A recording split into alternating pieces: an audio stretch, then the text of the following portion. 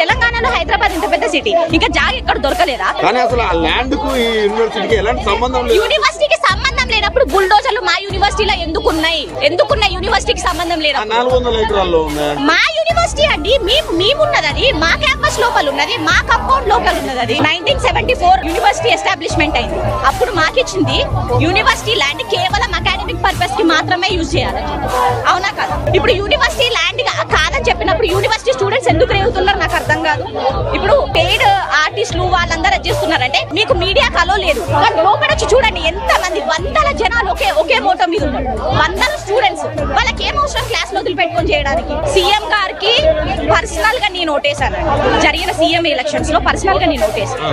Now I'm regretting that decision. ఎందుకంటే మాకు మా పేరెంట్స్, మా ఫ్యామిలీస్ చెప్పింది ఏంటంటే కాంగ్రెస్ పరిపాలన వస్తే పిల్లల భవిష్యత్తుకి, ఎంప్లాయ్మెంట్ కి వాళ్ళు ఆలోచిస్తారని చెప్పి. అది ఇక్కడ పిల్లల భవిష్యత్తుని తీసేసి వాళ్ళు కట్టుకునే డెవలప్మెంట్ ఎవరికి ఉపయోగం అండి?